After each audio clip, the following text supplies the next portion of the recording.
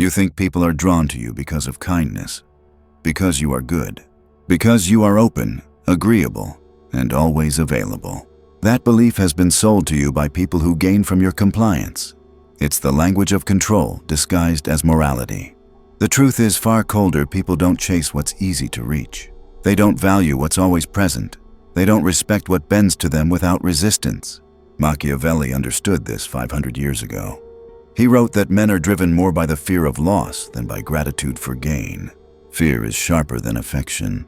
Desire burns hotter when fed by uncertainty, not by access.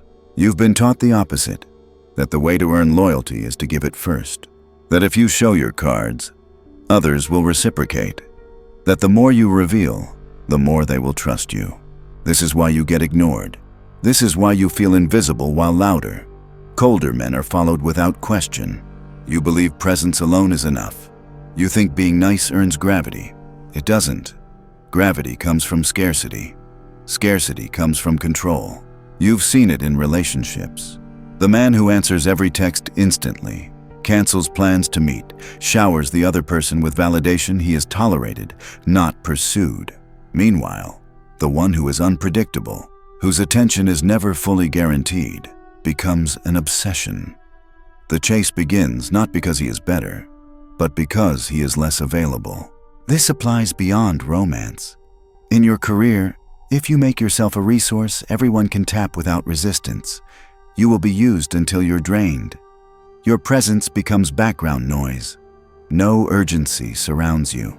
But if you control access, if people must earn your time, they will adjust their behavior around your availability. Here is the first layer of the strategy. Stop being predictable. Predictability breeds comfort. Comfort breeds disrespect. Humans are wired to ignore what feels permanent. We pay attention to what might vanish. You think silence is passive. It isn't. Silence is an active force. It creates space for others to project their own thoughts, doubts, and desires. In that space, they start chasing answers, chasing attention, chasing the one who withholds. The modern world has made this more potent.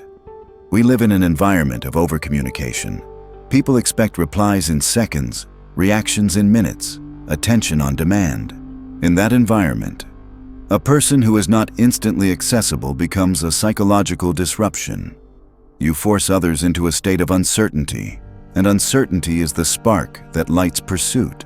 Machiavelli didn't have smartphones, but he understood the principle. Men are quicker to offend one who desires to be loved than one who makes himself feared.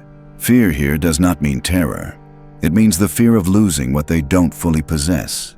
It means the awareness that you can vanish without warning. Think of the colleague who never speaks much in meetings, but when they do, the room quiets. It's not because their ideas are always better, it's because they rarely speak. Their voice carries weight precisely because it is scarce. Now think of the one who comments on everything. After a while, no one really hears them anymore. The same principle governs attraction, respect, and influence. You do not need to be everywhere. You need to be missed. But here's where most fail. They try to create scarcity by pretending to be busy or faking disinterest. That's theater. The moment your mask slips, you lose the game. Scarcity must be real. Your life must be full enough, disciplined enough, that you are genuinely selective with your energy. This is why Machiavelli's lessons cut so deep. They require you to restructure your behavior, not just your tactics. You cannot fake control for long. People sense truth over time. When you are in control of your time, when you do guard your presence, the scarcity you project is unshakable. Understand this, you will be tested. The moment you begin to hold back, people will push harder for your attention, not because they suddenly value you, but because they sense a shift in the power dynamic. This is the pivot point. If you break here and rush back into old patterns, you confirm their original assumption that you are easy to reclaim. From here on, your goal is simple. Every move must signal that your attention is earned, not owed. Your time is a fortress. Your presence is a privilege. Only when you embody this, not just perform it, will they start to chase. In the next stage, we go deeper. Scarcity is only the opening move. To make it permanent, You must master controlled unpredictability, the second layer of Machiavelli's silent pursuit strategy. You think stability makes people stay. You believe that if you are consistent, reliable, and entirely transparent, you will be valued. That's only half the truth, and it's the weaker half. Predictability gives comfort, but it also kills urgency. Humans do not wake up chasing what they believe will always be there. They chase what can disappear. Machiavelli wrote that a ruler must know how to manipulate fortune, not to trust that events will stay as they are, but to change rhythm, to strike when least expected. This isn't chaos for the sake of chaos. It's calculated disruption. Think about the last time someone disrupted your mental rhythm. Maybe it was a colleague who canceled a meeting you expected to lead, suddenly shifting the balance of preparation and control. Maybe it was someone you texted daily who suddenly went silent for 2 days without explanation. Your mind didn't relax. It worked harder. You replayed interactions. You tried to fill in the blanks. That is the psychology of disruption. The absence of a predictable pattern forces others to think about you more, not less. Controlled unpredictability works because it hijacks attention. When people can't map your behavior, they can't dismiss it.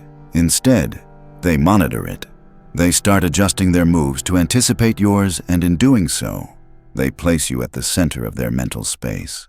In relationships, this is the person who isn't always available. Yet when they do appear, they give full focus. They are present, but not permanently. You can't tell when the next encounter will be, but you know you want it. In power structures, this is the leader who is not at every meeting, not in every email thread. Yet their opinion can change the direction of the project overnight. No one dares to move without considering what they might think. The average man tries to earn respect through constant presence. The Machiavellian man earns it by strategic absence. Here's the key. Unpredictability must be controlled. If you're erratic in ways that damage trust, missing deadlines, breaking promises, failing to show up where your word is required, you are not being powerful. You are being unreliable. The aim is to remain dependable in core commitments while keeping your personal rhythm unreadable. Controlled unpredictability is not about changing your principles. It's about changing your timing, your exposure, your availability. Example, you reply to most messages in minutes, then one day, you take 8 hours.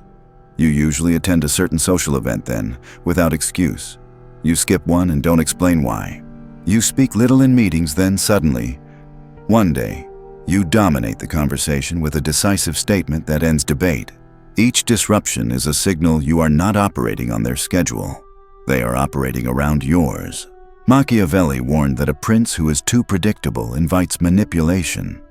If your adversaries, competitors, or even allies can map your behavior, they can plan around it. Predictability is vulnerability.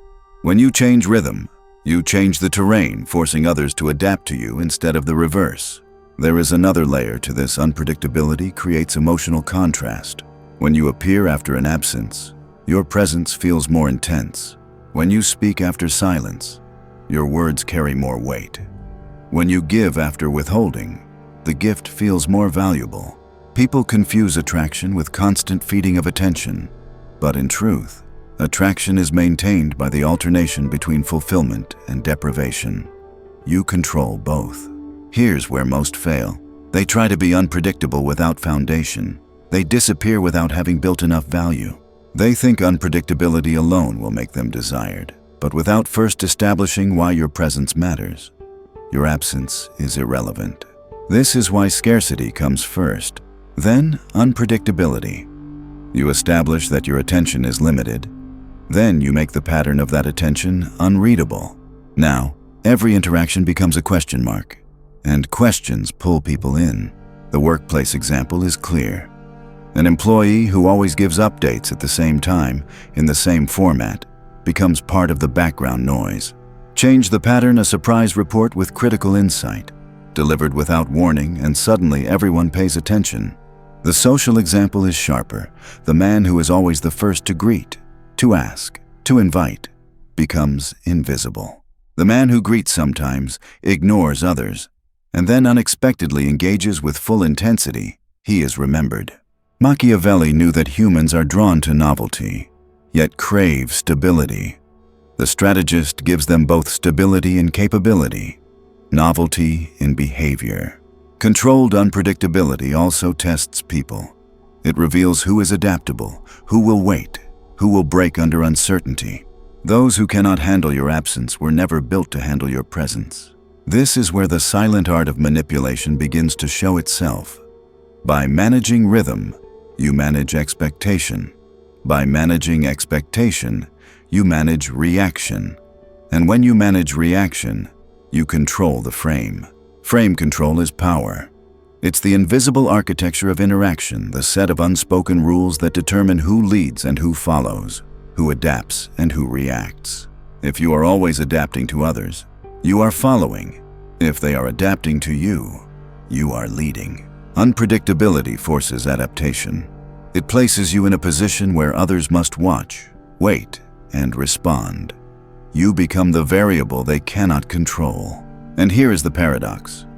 The more unpredictable you are, the more predictable their behavior becomes. They will lean in. They will try harder. They will start chasing not because you asked, but because their mind cannot close the loop. Next, we go into the third layer, how to weaponize selective disclosure, revealing just enough to keep them hungry, never enough to satisfy them. You think influence comes from giving people answers, from showing them everything, explaining everything, laying it all out so there's no confusion. But the moment you give complete clarity, you remove their need to think about you. Machiavelli understood the power of leaving gaps. He knew that people will work harder to understand what is hidden than what is obvious. If you give them half a picture, they will spend their time imagining the rest. And in their imagination, you grow larger than life. Selective disclosure is not lying. It's choosing what you reveal, and more importantly, what you don't. You feed just enough to guide perception, but never enough to remove curiosity. Look at the difference. The man who constantly tells his life story, shares every detail of his thoughts, and broadcasts his feelings, he becomes known. Yes, but also predictable and small. His mystery dies in the noise. The man who speaks in fragments, who shares pieces without full context, becomes a puzzle. People replay his words, wondering what they mean, wondering what else there is. This works in every arena. In business, you don't reveal your full strategy. You announce results without explaining all the steps. Competitors are left guessing where the advantage lies. In relationships, you answer questions directly but never entirely. You leave pauses. You change the subject before closure. You let silence carry the weight. Humans cannot tolerate unfinished patterns. Psychologists call it the Zeigarnik effect, the tendency to remember incomplete tasks better than completed ones. By leaving certain elements open, you live rent-free in their mind. Machiavelli wrote that a ruler should never make himself fully understood, not because he is weak, but because mystery breeds caution. If people cannot measure your depth, they cannot predict your limits. If they cannot predict your limits, they tread carefully. Here's how it looks in practice. 1. Give facts without full interpretation. You might tell a colleague, "I have something in motion that will shift how we handle this project." You don't explain how or when. That sentence alone creates anticipation and uncertainty. 2. Answer selectively. When someone asks about your weekend, you might say, "It was different." Then change the subject. The human brain doesn't like different without explanation. They'll think about it long after. 3. Share out of sequence. Tell pieces of a story in the wrong order. Offer the ending first, the middle later, and never mention the beginning. This disorients just enough to keep attention hooked. The weak man overshares to gain connection. The strategic man reveals in fragments to maintain leverage. In relationships, selective disclosure is the antidote to emotional saturation. If you reveal everything too soon, you collapse the tension that makes someone want to know more. The initial chase dies because the mystery is gone. This is why early in connection, you give less than you can, even when you're tempted to give more. You let them invest effort into drawing information out of you. Effort builds attachment. The dangerous part is that most men mistake mystery for vagueness. They speak without clarity, thinking it makes them deep, but it only makes them confusing or untrustworthy. Selective disclosure is not about hiding incompetence. It's about deliberately controlling what is seen, like a painter revealing only part of the canvas at a time. And here's the deeper truth: when you give less, people fill in the blanks with their own projections. If they admire you, they'll imagine the missing pieces are admirable. If they fear you, they'll imagine the missing pieces are dangerous. Either way, they build the image you want without you having to state it. This is how Machiavelli's appearance over reality principle works. Reality is what you are. Appearance is what they think you are. You don't need to change reality immediately. You shape appearance by managing the flow of information. In competitive environments, this becomes a shield. If people don't know your next move, they can't preempt it. If they don't know your full resources, they can't calculate your weakness. If they can't predict your alliances, they can't isolate you. Selective disclosure also works as a test. When you reveal a controlled fragment, you watch how it moves through the environment, who repeats it, who twists it, who stays silent. You learn the loyalties and the leaks without exposing anything critical. The weak think power comes from constant demonstration. The strong know power grows when you make others wonder. Here's a simple example. A man who shows every detail of his financial life, his schedule, and his social plans becomes transparent and therefore controllable. A man who shares little and changes small details unexpectedly becomes difficult to influence. Others can't plan around him because they don't have enough to work with. In your daily interactions, the habit to kill is over-answering. When asked something, train yourself to give only the essential, no more. When you want to impress, resist the urge to prove yourself through excessive detail.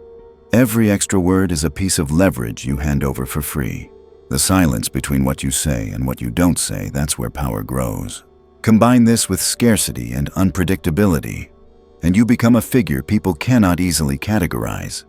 They have to chase information, they have to invest energy, they have to keep watching. This is why the chase starts not because you beg for it, but because you force it by making the cost of understanding you high. In the next layer, we take this further. We'll move into calculated emotional withdrawal, pulling back just enough to make others feel the void, and then deciding who earns the return. You think people leave because you didn't give enough, so you give more. You double the attention, the reassurance, the effort. But here's the law you've ignored. The more someone receives without cost, the less they value it. Machiavelli understood this through a political lens. A ruler who showers his people with gifts quickly breeds entitlement. Gratitude fades, demands increase.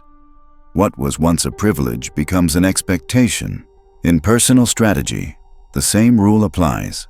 Attention, presence, warmth given too freely lose their weight. If someone never has to feel your absence, they never measure your value. Calculated emotional withdrawal is the deliberate act of creating a void in someone's experience of you. Not as punishment, not as petty revenge, but as a way to restore the balance of power. Here's why it works. Human bonds are maintained by tension, too much slack, and the rope falls limp, too much pull, and it snaps. The ideal is an unspoken awareness that your presence is conditional. You are not owed, you are chosen. Withdrawal forces recognition. When you step back, people are left with the echo of what you gave. That echo is louder than any words you could speak while staying. Think about it in practice. You've been highly engaged with someone, responding quickly, making plans, showing visible interest. Suddenly, you shift. You respond slower. You offer less. You let them initiate more. The space you create is not filled with someone else's attention. It's filled with their memory of how it felt when you were present. That contrast creates discomfort, and discomfort creates movement. The weak man fears withdrawal because he confuses absence with rejection. He thinks that if he steps back, people will forget him. The opposite is true if you've built enough initial value. Withdrawal intensifies focus. Machiavelli hinted at this when he wrote about the management of mercy and cruelty. He didn't mean physical cruelty, he meant control over the supply of what others want. Mercy, like attention, is most powerful when it's not constant. Withdrawal is the test that reveals your real position. If someone notices and moves towards you, their chase has begun. If they do nothing, they were never chasing to begin with. But there's a critical difference between calculated withdrawal and emotional instability. Calculated withdrawal is controlled, intentional, and based on your strategy. Emotional instability is reactive, driven by feelings. You're not ghosting out of anger. You're not sulking because you didn't get what you wanted.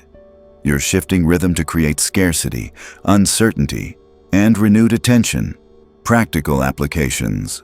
In relationships, when you sense entitlement, your presence being taken for granted, reduce your availability. Say less, give less detail, allow gaps. Then observe. Who leans in to fill them, who doesn't notice at all? In business, if you've been too available to clients or colleagues, step back from instant responses. Let tasks wait when urgency is manufactured, not real. Make your engagement an event, not a background hum. In social circles, decline an invitation you'd normally accept. Skip a gathering, don't explain. The absence will be noticed precisely because you have been a consistent fixture.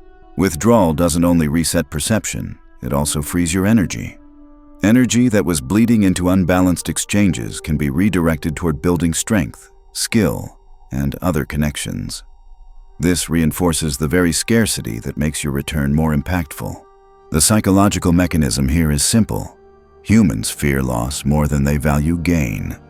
When you remove yourself, you trigger that fear. When you return, you satisfy it, but only enough to remind them it could happen again. This is where the power of the void comes in. The void is not just your physical absence, it's the unspoken possibility that you may not return at all. You never state it. You let it linger as a shadow in the back of their mind. Over time, the void becomes a silent boundary. People treat you differently when they know your engagement is a choice, not a guarantee. They become more careful with what they say, more intentional with what they ask. They try harder to keep you close, because they have felt what it's like when you're gone. But you must earn the right to use this strategy. If you withdraw before building value, you're simply irrelevant. Withdrawal only works when your presence has been felt as a benefit, when you've given enough for absence to matter.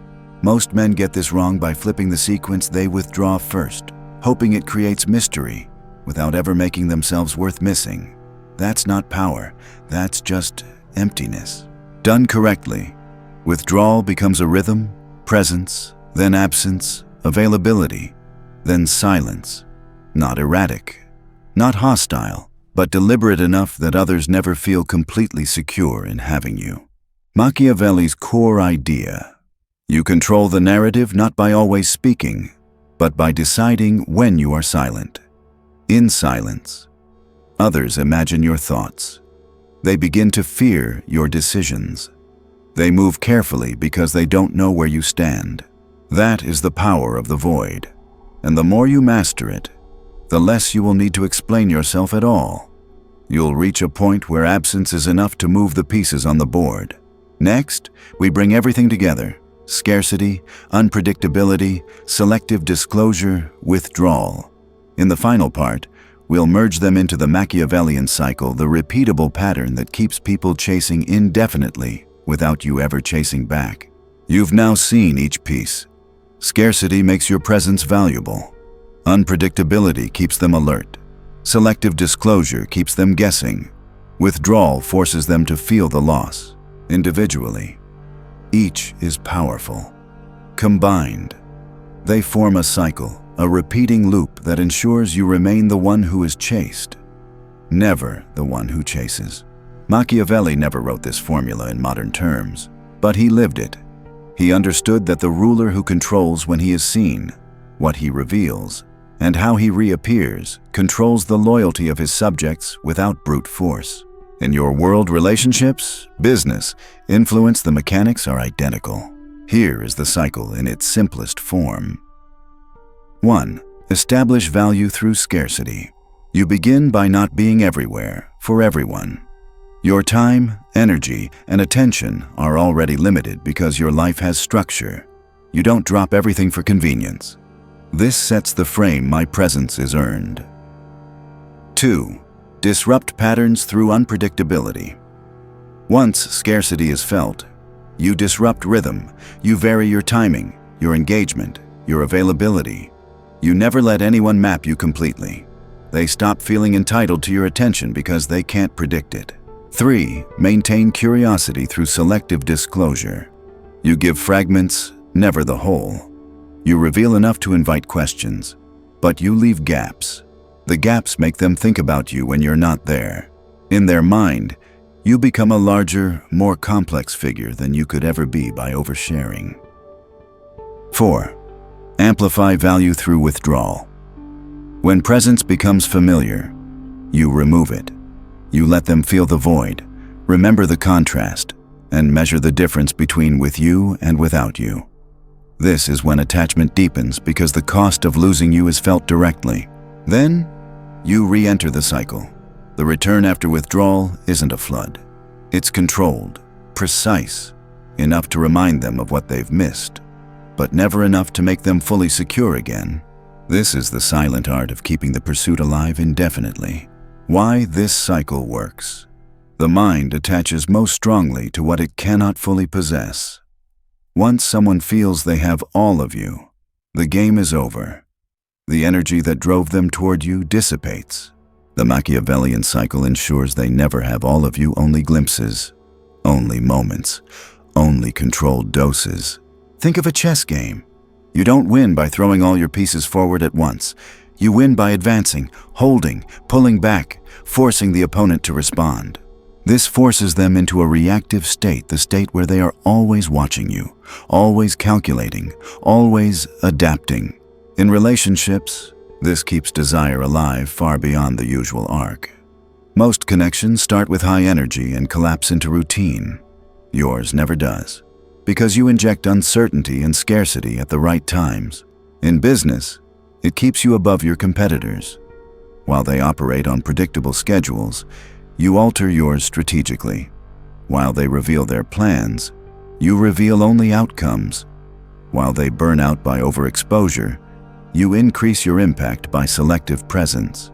In social dynamics, it cements your position as someone people revolve around. Not because you demand attention, but because your absence and reappearance create the emotional pull that demands it naturally. The discipline behind the cycle. This strategy is simple to understand but brutal to execute. The weak will break it the first time they feel pressure to explain themselves. They will rush back to reassure others, to clear up the mystery, to prove they're still there. And in doing so, they hand back all control. To live the cycle, you need restraint. You must be comfortable with others wondering. You must resist the urge to clarify every misunderstanding. You must value your own rhythm over the demands of others. Machiavelli knew this is where most men fail. They crave not only to be pursued, but also to be understood. They want others to see their good intentions, to recognize their sacrifices, to validate their effort. Erase that need. You don't need to be understood. You don't need to be liked. You only need to remain in control of the frame. The effect over time. The longer you run this cycle, the more it becomes your natural state. You stop thinking about playing a game. You simply live in a way where no one has full access to you unless you allow it. People begin to describe you as different without being able to explain why. You're not cold, you're precise. You're not distant, you're selective. You're not absent, you're intentional. The more the cycle operates, the more they invest. Because every step, scarcity, unpredictability, selective disclosure, withdrawal costs them attention and energy. And once people invest in understanding or keeping you, they rarely walk away easily. This is how you build a magnetic field around yourself without begging for it. You become the rare figure in a world of overexposure, the man who cannot be fully read, the man who can vanish and reappear at will, the man who is always one move ahead in timing, in presence, in control. The world rewards those who manage perception as much as if not more than those who manage reality. Machiavelli's genius was understanding that control over how others experience you is more important than control over what you actually are. Your value in their eyes is not just the sum of your skills, looks, or resources. It's the pattern you present, and more importantly, the gaps you leave. When you master the cycle, you never need to demand attention. It comes to you. When you master the cycle, you never need to chase loyalty. It stays, for fear of losing access. You don't need to be everywhere. You don't need to be everything. You don't need to be understood. You don't need to be loved. You only need to be felt and missed when you are gone. That is the secret that makes them chase you. Machiavelli knew it all along.